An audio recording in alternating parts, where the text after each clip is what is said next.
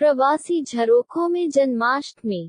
भारतीय संस्कृति में हर पर्व ऋतु आगमन के साथ जुड़ा है। बहुत ही निष्ठा और आस्था के साथ प्रत्येक पर्व और त्योहार को मनाया जाता है।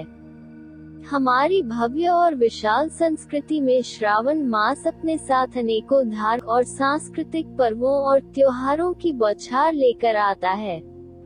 जहां एक तरफ शिव भक्त अपनी उपासना और कांवड़ यात्रा में भाव विभोर होते हैं, वहीं सावन के झूले झूलते कर्मयोगी श्री कृष्ण जन्म का हर्षोल्लास पर्व भी है। रक्षाबंधन, तीज, सिंगर, ओणम और कृष्ण जन्माष्टमी, यह सभी पर्व इसी धार्मिक और सांस्कृतिक श्रृंखला में जुड़े हैं। हम प्रवासी भारतीय देश से दूर तो आ बसते हैं, लेकिन एक छोटा सा भारत अपने आसपास बसा लेते हैं, जिससे कि हम अपने कर्म और जन्मभूमि के संस्कारों में लयबद्धता बैठा सकें। हमारा प्रयास होता है अपनी अगली पीढ़ी को पारंपरिक सभ्यता से जोड़ना, और ये विभिन्न त्योहार इस उद्देश्य में सेतु का काम करते हैं। यह त्योहार मनोरंजन के साथ साथ शिक्षाप्रद भी होते हैं, इसलिए जुड़ाव कर सकना संभव हो पाता है। इंग्लैंड में भी जन्माष्टमी का त्योहार पूरी श्रद्धा और आस्था के साथ मनाया जाता है। इस्कॉन टेम्पल, वॉटफोर्ड में हर वर्ष यह बहुत ही धूमधाम से मनाया जाता है। लोग दूर दूर से कृष्ण दर्शन के लिए अपने बाल गोपाल को झूला झुलाने के लिए सपरिवार मनाए जाते हैं। रंग बिरंगे फूलों से सुशोभित राधा कृष्ण की मूर्तियों का श्रृंगार और मनमोहक 56 भोग का प्रसाद देखते ही बनता है। अखंड नामकरण, संकीर्तन और गीता पाठ मन को एकाग्रचित करता है। लंदन के मंदिरों की शोभा मथुरा वृंदावन मंदिरों की याद दिलाते हैं। सांस्कृतिक दृष्टि से श्री कृष्ण ने अपने श्रीमुख से गीता का प्रवचन दिया था, इसलिए बहुत से मंदिरों में अखंड गीता पाठ जन्माष्टमी से कुछ दिन पूर्व शुरू किया जाता है। मंदिरों में विद्वानों के मुख से प्रवचन और व्याख्या की व्यवस्था भी की जाती है। श्री कृष्ण सदियों से हमारी आस्था के केंद्र रहे हैं और बहुत से लोग इस दिन व्रत भी करते हैं।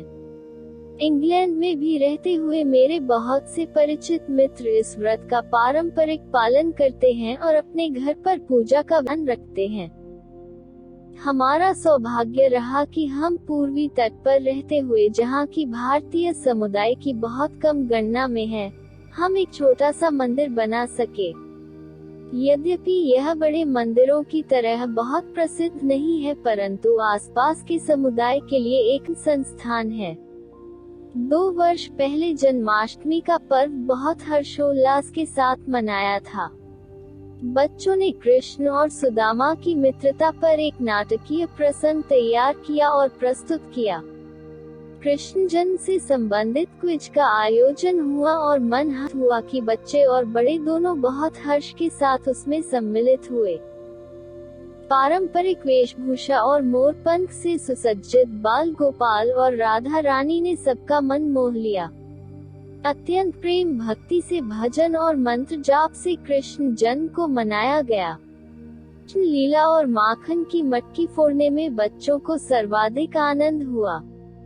प्रसाद की व्यवस्था ऐसी बन गई कि वृंदावन और मथुरा की याद आ गई।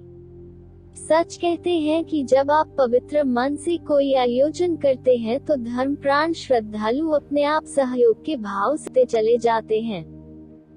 पिछले कुछ महीनों की परिस्थितियों के कारण इस साल इस पर्व पर आधुनिकता की एक छाप दिखाई दी। कोविड के डर और प्रशासन नियम के अनुसार इस वर्ष हमने भी अपने घर से ही यह त्योहार मनाया। विभिन्न इंटरनेट प्लेटफॉर्म के एक दूसरे को बधाई दी और जूम के सौजन्य से गीता पाठ एवं कीर्तन में भाग लिया। एक ऐसे ही मौके पर एक मित्र ने अपने 4 साल के बच्चों की तस्वीर साझा की, जिसमें वह बाल कृष्ण के रूप में दिखाई दे रहे हैं। इस तस्वीर को देखकर बचपन संस्मरण याद आ गया, जब हमारे गांव और नगरों में अनेक स्थानों पर झूलों और झांकियों का प्रदर्शन किया जाता था। शाम को बाजार से निकलती झांकी को देखने के लिए हम बहुत उत्सुक रहते थे। हमारे शहर में जन्माष्टमी के समय रासलीला का आयोजन भी हुआ, जिसकी अनेक मनमोहक यादें मन में अब भी दर्ज हैं। मुझे याद आता है कि जन्माष्टमी की तैयारी विशेष रूप से की जाती थी और बहुत दिन पहले से ही लोग उत्साह से इनके साथ जुड़ जाते थे। हमारे शहर में युवक और बच्चे संस्था बनाकर इधर उधर चंदा एकत्रित कर झांकियां सजाने में लग जाते।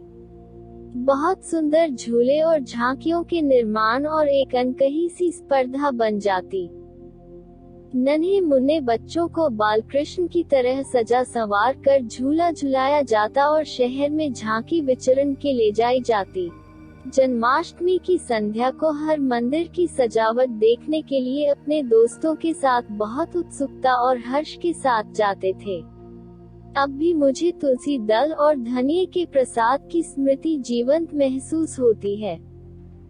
आज जब मैं अपने बच्चों को जन्माष्टमी के त्योहार का महत्व बताती हूँ, तो जहाँ इस त्योहार की प्रेमपूर्ण भक्ति का संदेश, जो कि इस बालरूप श्री कृष्ण की भक्ति के माध्यम से उजागर होता है, वहीं योगीराज कृष्ण का कठोर संघर्ष और निष्काम कर्म का महत्व भी स्मरण कराती हूँ। श्री कृष्ण अपने जीवन से अनवरत कर्मठता, चारित्रिक दृढ़ता और निष्काम कर्म का महत्व और संदेश देते हैं।